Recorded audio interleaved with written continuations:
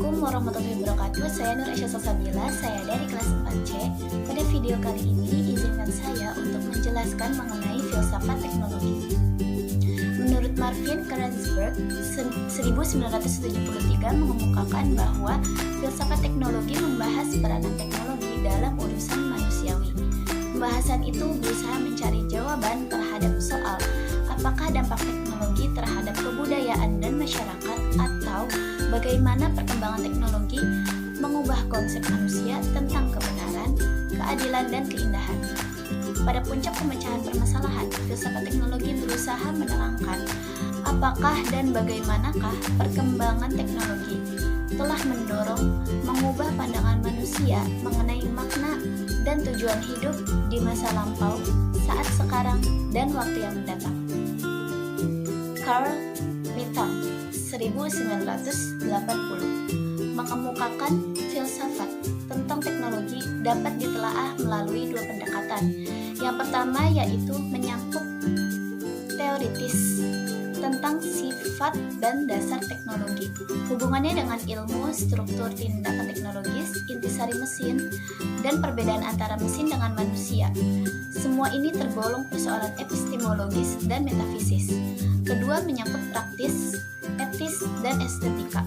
Misalnya, keterasingan dalam masyarakat industri, senjata nuklir, pencemaran, dan praktik keinsinyuran yang profesional. Filsafat teknologi sebagai bahan kajian ilmiah mulai berkembang di Jerman dan Prancis.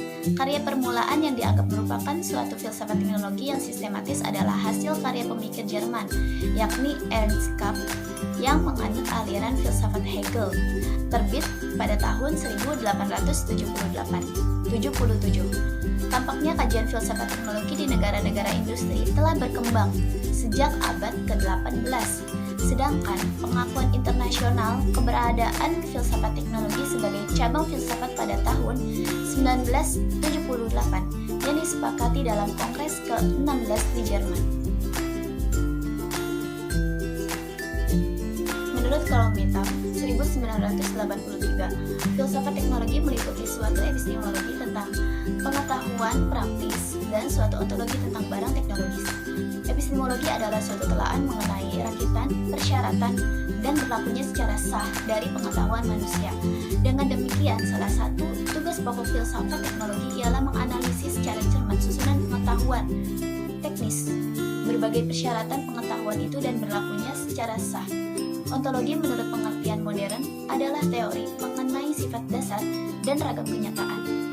Ontologi berusaha menyelidiki dan menganalisis sifat dasar dari apa yang nyata secara fundamental dan cara-cara berlainan yang menunjukkan bahwa suatu entitas, misalnya objek fisik atau hal abstrak, umpamanya bilangan, dapat dikatakan ada.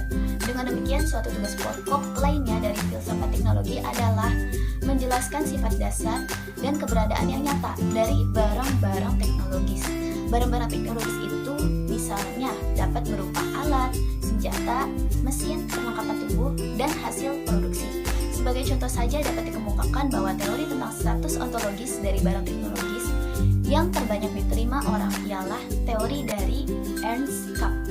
Berdasarkan analisis secara antropologis dengan melakukan perbandingan secara luas antara anatomi tubuh manusia dan barang-barang teknologis, Kapp menyimpulkan bahwa senjata dan alat pada dasarnya adalah proyeksi atau perpanjangan dari tubuh manusia.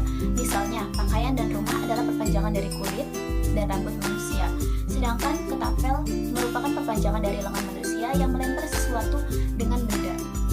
Dengan memakai istilah teknofilosofi, seorang guru besar filsafat berasal dari Argentina, Mario Bunge, menyatakan bahwa filsafat ontologi teknologi masih belum matang dan merupakan cabang pengetahuan yang belum berkembang. Teknoepistemologi adalah telaah filsafati tentang pengetahuan teknis. Persoalan yang dibahasnya antara lain ialah bagaimana membedakan pengetahuan teknologi dari pengetahuan biasa dan pengetahuan ilmiah, atau adakah metode teknologis yang sejajar dengan metode ilmiah dan apa peraturannya. Teknometafisik adalah telaah filsafati tentang sifat dasar sistem buatan dari mesin sederhana sampai sistem barang manusiawi yang rumit. Persoalan yang dibahasnya antara lain ialah apakah prasyarat ontologis dari teknologi atau apa kekhasan dari semua barang teknologis yang membedakannya dari benda-benda ilmiah. Teknoasiologi adalah telaah filsafati tentang penilaian yang dilakukan oleh para ahli teknologi dalam pelaksanaan dari kegiatan teknologis. Persoalan yang dibahasnya antara lain ialah nilai-nilai apakah yang dipegang oleh para ahli teknologi, kognitif, moral, ekonomi, sosial atau politis, dan petunjuk-petunjuk nilai teknologi, apakah yang paling dapat dipercaya, perbandingan kemanfaatan biaya, penguasaan kebutuhan sosial, atau apa-apanya. Teknotis adalah cabang etika yang menyelidiki pokok-pokok pertikaian moral yang dihadapi oleh para ahli teknologi dan masyarakat umum dalam hubungannya dengan dampak sosial dari proyek-proyek teknologis yang berskala besar, seperti misalnya pengendalian kelahiran secara massal, perkenalan terhadap biji padi-padian yang ajaib, pembangunan bendungan raksasa, atau pabrik tenaga nuklir. Sifat dasar teknologi merupakan persoalan filsafati kedua yang diperbincangkan oleh ahli-ahli teknologi. Soal-soal yang dibahas misalnya ialah apakah teknologi itu merupakan berkah atau bencana bagi manusia. Apakah teknologi itu otonom dalam arti dapat berdiri sendiri terlepas dari pengaruh manusia. Dan apakah teknologi bersifat netral secara moral yang dapat digunakan untuk maksud baik atau untuk maksud buruk. Sampai abad 19, pada umumnya orang masih menganggap bahwa teknologi sebagai keuntungan bagi kehidupan masyarakat. Tetapi dalam abad 20 ini, dengan adanya pencemaran lingkungan dan bahaya dari teknologi yang tak dibatasi, mulailah satu persatu timbul suara-suara sumbang terhadap kemajuan teknologi. Berbagai suara itu akhirnya melahirkan gerakan-gerakan anti teknologi yang mencerminkan pendapat berbagai cendekiawan barat. Salah seorang pelopor gerakan anti teknologi itu ialah ahli sosial Prancis Jacques Ellul, yang dalam 1954 menerbitkan bukunya berjudul La Technique, Teknik Taruhan Abad Ini. Buku ini menjadi sangat terkenal dan telah diterjemahkan ke dalam berbagai bahasa. Pendapat Ellul tentang teknik telah dikemukakan, yaitu sebagai keseluruhan metode rasional dan mempunyai efisiensi mutlak dalam setiap kegiatan bidang manusiawi. Menurut Ellul, pada zaman prasejarah manusia menciptakan teknik semata-mata karena kebutuhan. Tetapi pada zaman modern, orang mengembangkan teknologi untuk mencari uang. Teknik lalu menjadi semacam monster yang tak dapat dikendalikan. Usaha mengejar efisiensi menjadi suatu tujuan tersendiri yang menguasai manusia dan menghancurkan kualitas dari hidupnya. Dalam karyanya lebih berjudul The Technological Order 1963, Ellul menegaskan bahwa kini teknologi sepenuhnya di luar pengendalian manusia, bersifat otonom dan menentukan diri sendiri. Teknologi telah menjadi lingkungan baru dan khusus bagi manusia. Hyman Rickover juga mengatakan bahwa teknologi bersifat netral. Ditinjau secara kemanusiaan, teknologi bukanlah suatu tujuan tersendiri, melainkan suatu sarana untuk mencapai suatu tujuan. Tujuan itu sendiri diterapkan oleh manusia. Manusia sendiri harus menentukan bagaimana teknologi akan digunakan, dan karenanya manusia sendirilah yang akan bertanggung jawab terhadap akibat-akibatnya. Persoalan terakhir tentang sifat dasar teknologi yang perlu ditegaskan ialah apakah sesungguhnya fungsi pokok dari teknologi. Harvey Brooks dengan mengutip Hanay dan McMiskin menjawab bahwa tugas pokok teknologi dalam masyarakat manusia ialah perluasan dunia kemungkinan manusia yang bersifat praktis, the expansion of the realm of practical human possibility. Jadi teknologi mempunyai peranan memperluas dan mempersebar potensi manusia memenuhi kebutuhan praktisnya. The King 1996 menyatakan bahwa filsafat teknologi mengandung pengertian teknologi yang bagi sebagian orang merupakan segenap teknik dan bagi sebagian lain mengartikan seluruh ilmu terapan, termasuk ilmu kedokteran dan perencanaan kota. Dan mungkin bagi sekelompok lainnya mempunyai arti lain lagi. Teknologi merupakan suatu gejala yang luar biasa rumitnya. Tak mengherankan karena itu kebingungan terjadi dan banyak menimbulkan pertentangan pendapat mengenai sifat dasarnya. Istilah teknologi sendiri terkenal bermakna ganda, artinya berubah menurut hubungan kata-kata. Christopher Freeman menjelaskan di mana letaknya kebingungan itu. Salah satu dari ungkapan yang mengalami kebingungan besar dalam penggunaannya, kadang-kadang ungkapan itu dipakai secara eksklusif dalam arti asli. Kata itu suatu kumpulan pengetahuan tentang teknik-teknik. Pada saat-saat lain, ungkapan itu dipakai untuk melukiskan barang-barang fisik sebenarnya yang digunakan untuk produksi. Seringkali ungkapan itu sekarang dipakai secara eksklusif untuk teknik produksi yang gemilang dan sangat modern, seolah-olah teknik-teknik kerajinan yang lebih lama tidak sungguh-sungguh berarti. Mark Swartowski berpendapat bahwa teknologi merupakan suatu istilah yang terlampau kabur untuk menunjukkan suatu bidang ataupun begitu luas ruang lingkupnya sehingga apa yang ditunjukkan batasnya sangat luas. Misalnya, orang dapat mengatakan teknologi mencakup penciptaan, pembuatan, dan pemakaian segenap barang yang dibikin manusia. Oleh karena itu, manusia ternyata menciptakan bahasa, kesusastraan, kesenian, berbagai organisasi kemasyarakatan, keyakinan, hukum, dan teori maupun alat-alat dan mesin beserta hasil-hasilnya. Pendapat yang demikian luas menurut George Kneller berdasarkan asal-usul perkataannya dari Yunani. Dari kata Yunani yaitu tekne, keterampilan yang berarti seni atau keterampilan.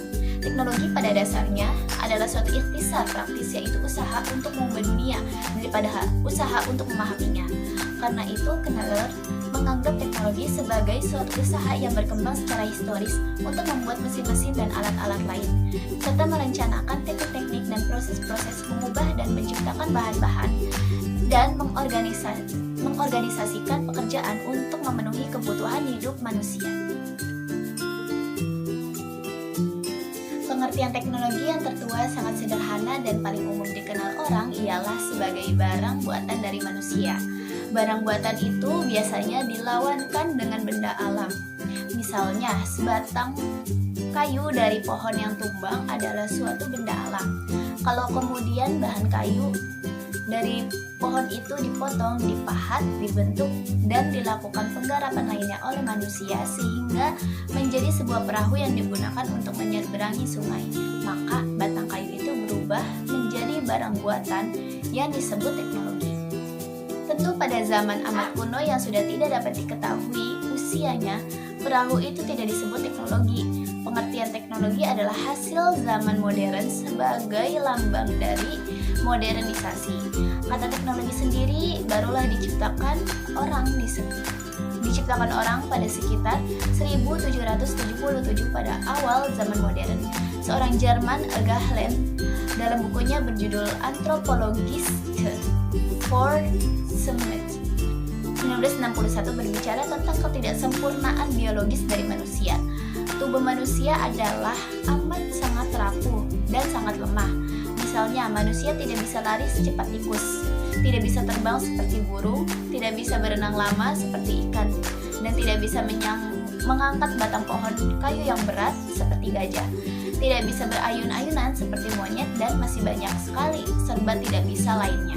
Oleh karena itu, manusia secara naluriah berusaha memperkuat berbagai organ tubuhnya dengan membuat alat-alat. Alat-alat itu dapat dianggap berbagai semacam perpanjangan atau pengganti untuk mengerjakan hal-hal yang tidak dapat dilakukan oleh organ-organ tubuh lainnya. Misalnya, telapak tangan tidak mungkin membelah batang kayu. Oleh karena itu, manusia membuat kapak yang menyerupai lengannya. Dengan telapak tangan terbuka dan dengan alat ini sebagai pengganti lengannya, manusia dapat membelah batang kayu. Manusia tidak bisa memecahkan kelapa dengan kepalan tangannya. Oleh karena itu, ia membuat palu dengan bentuknya seperti lengannya. Dengan telapak tangan dikepalu untuk menghancurkan benda-benda alam yang keras. Manusia dalam alam bebas harus berhadapan dengan binatang buas, misalnya ketika bertemu dengan macan atau ular berbisa. Oleh karena itu, ia membuat alat perpanjangan tangan berupa tombak untuk menghadapi bahaya itu. Demikianlah contoh-contoh itu dapat diteruskan dengan alat-alat lainnya seperti pengungkit, sehingga manusia mempunyai tenaga seperti gajah atau perahu untuk membuatnya dapat berjam-jam di atas air menangkap ikan. Barang-barang buatan itu tidak hanya untuk keperluan mempertahankan hidup sehari-hari, melainkan kemudian juga sebagai sarana untuk maksud keagamaan dan mengungkapkan seni, misalnya dalam pembuatan bangunan pemujaan yang kudus dan indah. Barang-barang buatan yang merupakan teknologi itu tidak hanya menunjukkan kemampuan indrawi manusia, melainkan lebih mencerminkan kemampuan pikirannya untuk menciptakan dan merancang segala hal yang sebelumnya tidak ada. Demikianlah pengertian teknologi sebagai barang buatan manusia. Status ontologis teknologi ini umumnya diterima para ahli sebagai perpanjangan dari organ tubuh manusia. Dalam perkembangan terakhir yang meninggalkan teknologi mekanis menuju teknologi elektronis. Menurut Herbert Marshall Luhan dalam bukunya Understanding Media, The Extension of Man 1964, berbagai perlengkapan elektronis tetap merupakan perpanjangan atau elektron ekstensi dari manusia, yaitu sistem sarafnya. Persoalan yang sampai saat ini terakhir sekarang masih diperdebatkan oleh para ahli ialah masalah kecerdasan buatan. Misalnya, komputer yang bisa bermain catur dan menang sebagai ekstensi dari pikiran manusia. Tak dapat disangkal lagi, teknologi memegang peranan yang sangat-sangat penting dalam sejarah perkembangan manusia. Sejak masa lampau yang jauh sampai zaman modern. Friedrich Repp dalam analisisnya yang historis dan sistematis menegaskan hal itu demikian. Science considers physical foundation for the preservation of life and for development of culture can be secured only through a technological procedure. Technology in plays a key role in the historical process. Pengertian teknologi sebagai barang buatan kurang lengkap dan terlampau sempit. Barang buatan hanyalah suatu hasil akhir dari sebuah proses atau rangkaian kegiatan yang telah berlangsung sebelumnya. Oleh karena itu, pembahasan tentang pengertian teknologi harus menjelaskan kegiatan apa atau bagaimana yang telah terjadi sehingga menghasilkan berbagai barang buatan dari manusia itu sendiri. Setiap barang buatan yang merupakan teknologi tentu dibikin oleh manusia untuk mencapai suatu tujuan tertentu, seperti misalnya kapak untuk membelah batang pohon, perahu untuk menyeberangi sungai, dan gerobak untuk mengangkut benda. Tujuan itu menentukan macam bahan dan bentuk barang yang akan dibuat. Misalnya, untuk membelah batang pohon harus memakai benda alam yang lebih keras ketimbang kayu, dan bentuk alatnya harus agak pipih, tidak bisa berbentuk palu yang diperuntukkan untuk menghancurkan benda. Untuk menyeberangi sungai tidak bisa digunakan bongkahan batu besar yang dipahat menjadi berbentuk seperti kulit kerang. Pada kelanjutannya, macam bahan dan bentuk karang yang harus dibuat menentukan corak kegiatan yang harus dilakukan oleh manusia. Misalnya, kalau barang buatan yang harus dibikin adalah sebuah kursi, maka corak kegiatan yang perlu dilakukan ialah menebang pohon, mengukur batang kayunya, menggergaji dan melakukan pekerjaan konstruksi yang termasuk kegiatan pertukangan kayu. Kalau barang buatan yang harus dibikin adalah sebuah selokan, maka cara kegiatan yang perlu dilakukannya adalah mencangkul tanah sampai kedalaman tertentu, memasang bata dan merekatkannya dengan semen yang termasuk kegiatan tukang batu. Kegiatan manusia yang termasuk pengertian teknologi pada pokoknya adalah dapat dibedakan dalam dua jenis, yaitu membikin dan menggunakan. Membikin adalah kegiatan merancang dan menciptakan suatu barang buatan, sedangkan menggunakan adalah melakukan sesuatu kegiatan sesuai dengan fungsi suatu barang buatan yang telah dibikinnya. Sebagai contoh, misalnya pembuatan perahu pada zaman dahulu, orang harus terlebih dahulu membuat kapak, palu, gergaji, dan alat mengukur. Kemudian barulah orang membuat perahu dengan menggunakan alat-alat itu. Jadi dalam pembikinan suatu perahu yang nyatanya dilakukan dua jenis kegiatan membikin dan menggunakan. Dalam zaman modern, sekarang kegiatan menggunakan berbagai peralatan, mesin, dan perlengkapan lainnya dalam pabrik untuk memproduksi membikin sesuatu barang buatan tampak lebih menonjol. Dan dari dua kegiatan tersebut haruslah dibedakan. Sekian video dari saya mengenai teknologi filsafat. Kurang dan lebihnya mohon maaf dan semoga bermanfaat. Wabillahi taufiq wal hidayah, waridul wal inayah. Wassalamualaikum warahmatullahi wabarakatuh.